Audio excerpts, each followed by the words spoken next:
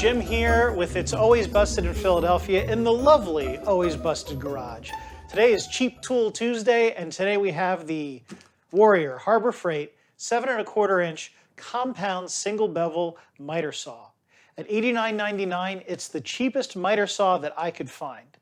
Now, if you are a Harbor Freight Inside Track Club elite upper crust Harbor Freight shopper, you could have gotten this for $69.99 on Inside Track Club deal, which is what I paid for it.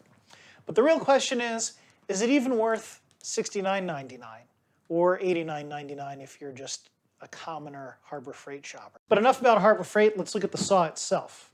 We're going to unbox it and we're going to put it through its paces and see if it's even worth buying.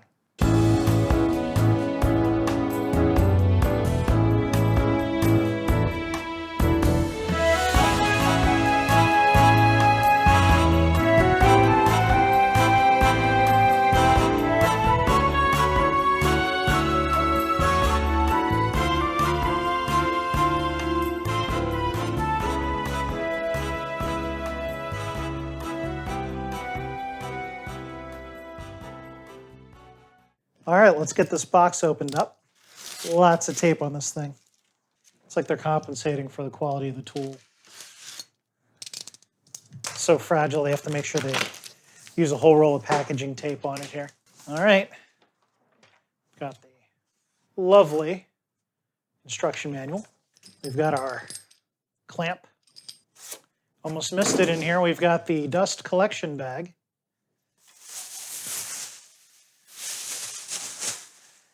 And for the main attraction, the saw itself, which, as you can see me lifting it with one hand here, I am not particularly strong. It just weighs nothing. All right. We've also got in the bottom of the box here an Allen key and some sort of weird spanner wrench, which I assume is for changing blades, which we're going to have to do because for $89.99, you just don't get a blade with this thing. Okay, so we got the power cord here. Power cord's okay material, it seems like. It's not that nice, really soft rubber, high quality rubber, but it's not the worst. Let's see if we got a label on here. SJT. It's SJT. FT1. Say it's SJT cord, not the, I don't think that's oil resistant or anything like that. I'm not going to plug it in yet though, because we've got to put our blade on. So you've got the standard pull pin here, and that releases it. There's no spindle lock on here, anywhere. I don't see a spindle lock button that would normally be on the body here, and I don't see that. So that's kind of crappy. All right, let's get our cheap tools out here. Might have to go to the old toolbox and get a real tool, but we'll see what we can do. Blade installation. It's cool. The blade installation guide is under the arbor. So unplug saw and raise cutting head. Check.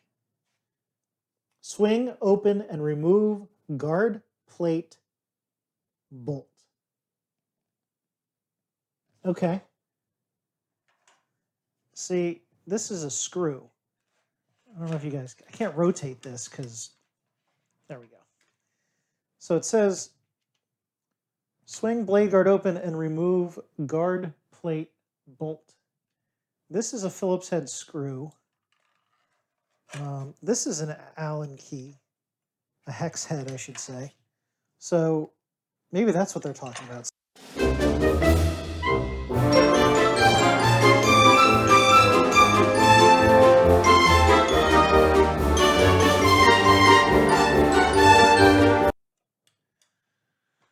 Saw doesn't work, I don't have to tell you. We're going to do the unthinkable and consult the manual. Yeah, don't cut your hand off. Don't use a 3,000-foot extension cord. Okay. All right. Let's see if I can get this in here.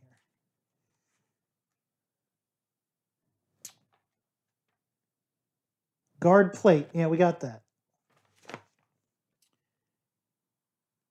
Guard plate bolt. Bolt.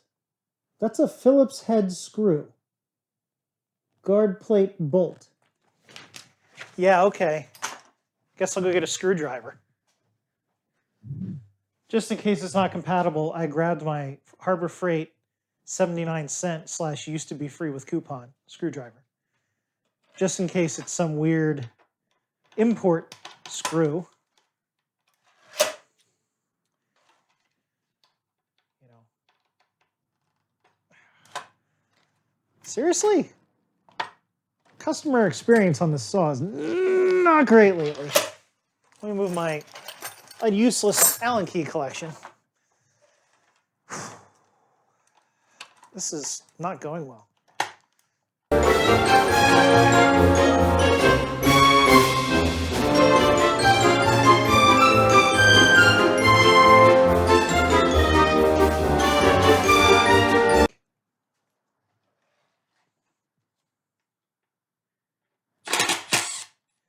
All right, when in doubt, impact it out.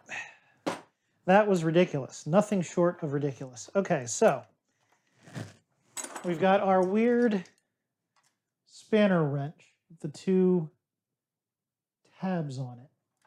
And those go into the holes of the flange. Okay? And then we take our handy dandy Allen key.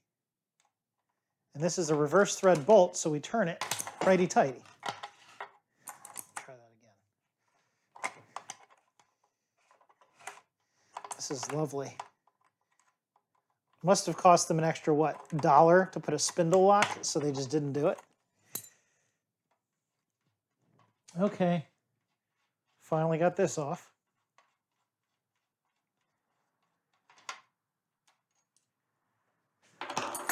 Our lovely useless instructions that, again, call that Phillips head screw a guard plate bolt. Whatever. All right, so we've got our blade. This is a Diablo blade. And you're going to say, Jim, that's not a new blade, you cheap SOB. Well, listen, if you're buying an $89 saw from Harbor Freight, are you really going to go buy a fresh blade for it? And if you do, are you going to buy a Diablo? You're probably going to buy an Admiral from Harbor Freight or the Avanti piece of crap from Home Depot or whatever the cheap Lowe's equivalent is. I don't know. They're too fancy for me. We've got a 40-tooth fine finish blade. Presumably you're doing trim work, not heavy framing, with a 7 1/4 inch saw. Maybe I'm wrong. Tell me in the comments below if that's the case. All right. If it's reverse threaded, I guess I should probably put the print side of the blade that way so it, you know, cuts the right direction and all that. Okay. Lefty tighty. Son of a, you know, this is why we can't have nice things. All right.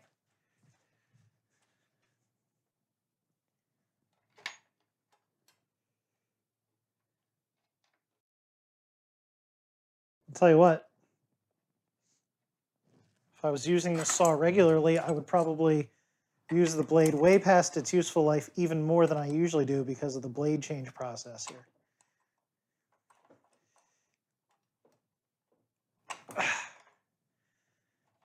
All right. It's in there good enough, I think. So, next, before we plug it in, there's no knob up here. I don't know, how do we adjust? You know, how do we adjust the miter angle? I got this, but I assume this is for the bevel. Yeah, you have a knob back here in the back for the bevel like you'd expect, so we'll lock that back in. But right now we're at 40, whatever, 3 degrees. You know, how do we change the miter angle? Well, I'm just kind of twisting the whole saw to do it right now. But that doesn't seem right, does it? I don't think I've ever looked at a manual twice for something I've bought. Twice. I had to look at the manual twice already. Fence, knock, lock, knob, bevel angle indicator, adjusting miter angle. Loosen the table lock knob by turning it counterclockwise. Where's the table lock knob? Okay. There it is. Table lock knob. So that's this thing right here. So that's loose. So you're telling me I gotta grab this thing. So it snaps at 0.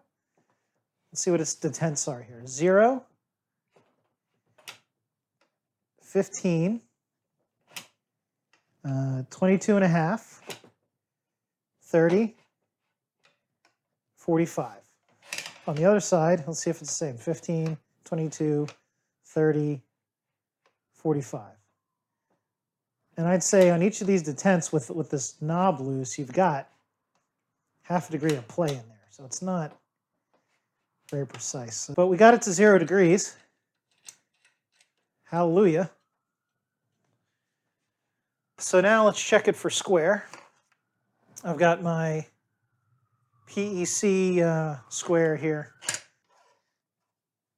It's that's pretty good. I don't see any light coming through. So all right, square that way. So let's check the fence for square.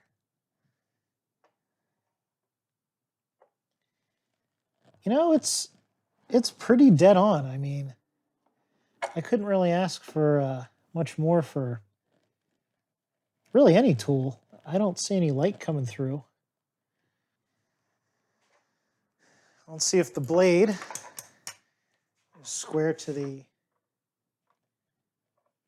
fence. It's looking pretty good. So I can't really complain about the squareness right out of the box without any adjustments. All right, so I got a few things to test with here. I have a couple pieces of standard pine 2x4. I've got a pine 1x12 to kind of see the maximum cut, cross cut. And I've got a pressure treated 4x4. Staying the color of my deck right now. You know, with lumber prices, this 4-foot section is probably worth somewhere in the range of $120. But just for you guys, we're going to sacrifice at least the end of it. So I've got the dust bag attachment on here, zipped closed. We'll see how the dust collection is with that attached. I don't expect it to do anything too fancy. But first, 2x4. So you've got a button on the underside of the handle here like a safety. You have to push that, and then you get your saw action going there.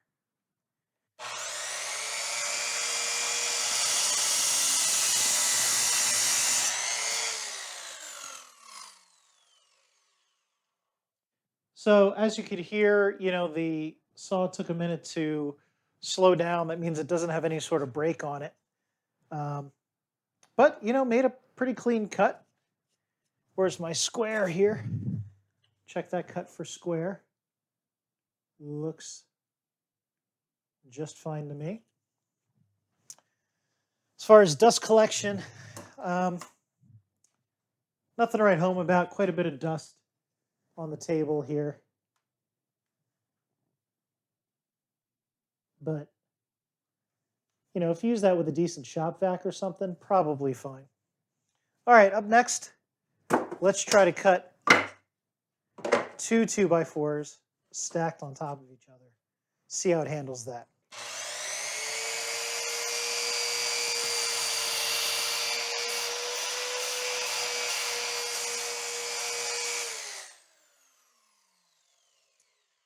All right, no bueno. The lower blade guard, as it swings up, hits the material if you try to cut two 2x4s stacked. So that being said, I don't even think we should try the 4x4 because it's just not going to fit. So I have something else we can try, but first let's try this 2x12. I'm sorry, 1x12. See how far into that it cuts.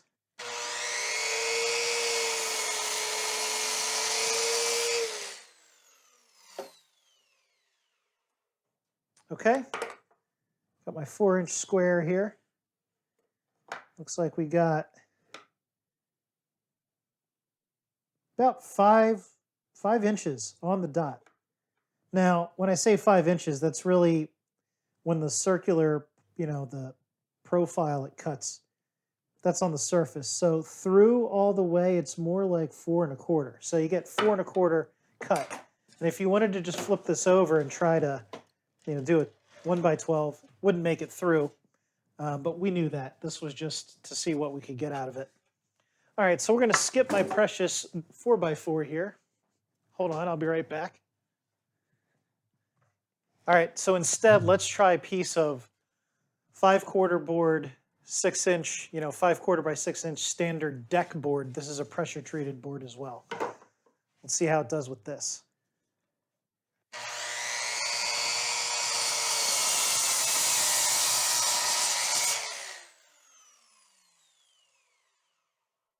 Now, it wasn't quite able to get all the way through the board, but of course, if you were to flip it, line up the blade,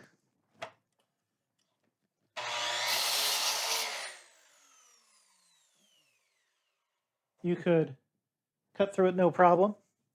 So, I don't notice any bogging down as I use this saw with, even this 5/4 pressure-treated wood. Seem to cut through it just fine. Makes a pretty smooth cut with this Diablo 40-tooth blade. Let's try it on a piece of trim with one of these angles set. We're going to set it to our classic 45-degree angle. Again, there's like maybe a 1/4 degree of play in there, but I got it on the line. So let's put this guy on here and see if we get a 45-degree cut. This is a piece of baseboard molding. Looks like it's little proud of 4 1/4 there, miter.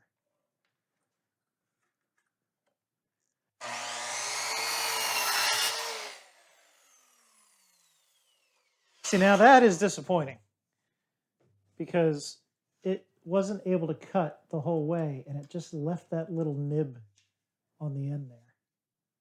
So, this is not a particularly tall baseboard. This might be casing. I guess this is casing. Sorry, this is door window casing, not baseboard. But it's pretty standard finger joint pine. You get it at your big box store. And this saw can't cut through it. So, it's a 7 1/4-inch saw. I guess if you want to cut quarter round, you want to cut 2x4s, it would work for that. But anything bigger than a 3.5-inch tall trim's not going to work. Let's try our 2x4 at a 45-degree.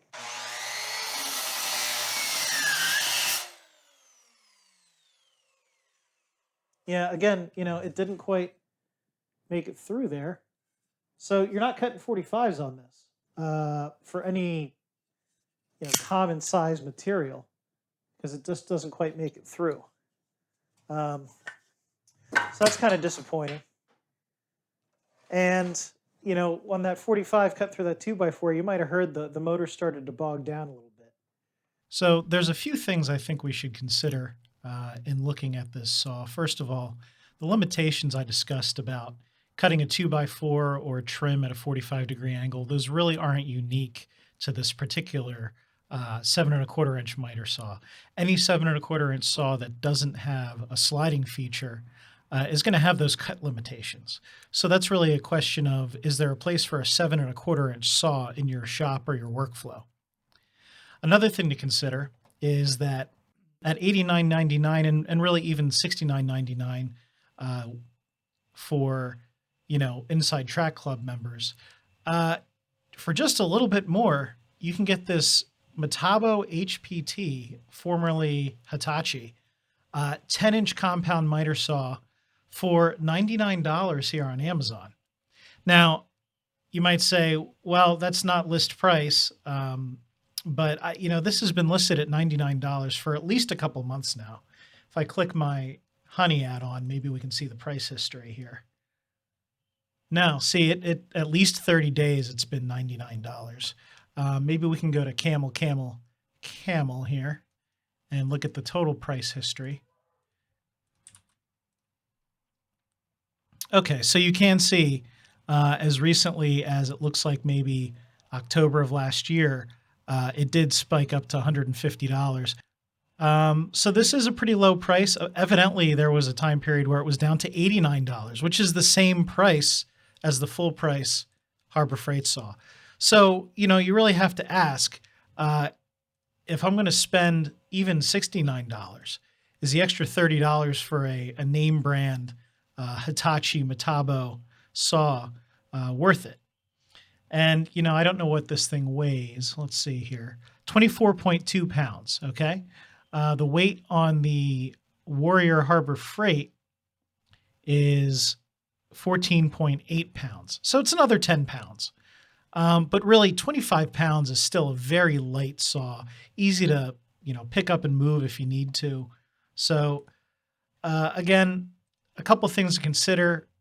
The 10-inch miter saw will overcome the 45-degree cut limitations, and you're likely to get a little bit more quality out of a Hitachi product, I should say, than out of a Harbor Freight product. You can see here it's got 4.7 out of 5 stars.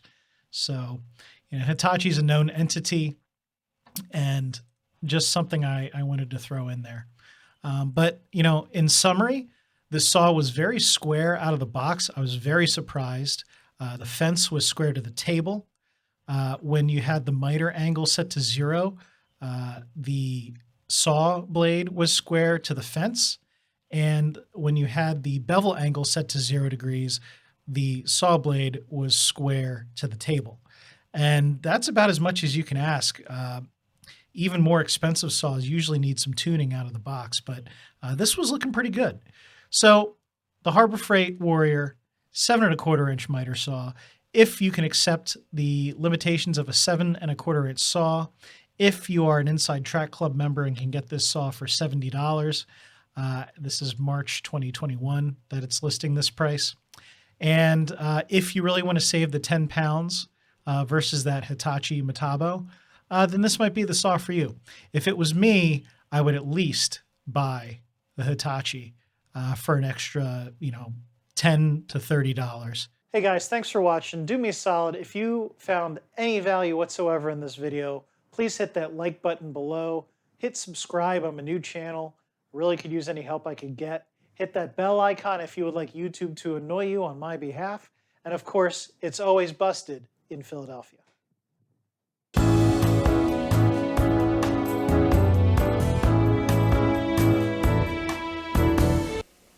Hello, I'm Jim Davis.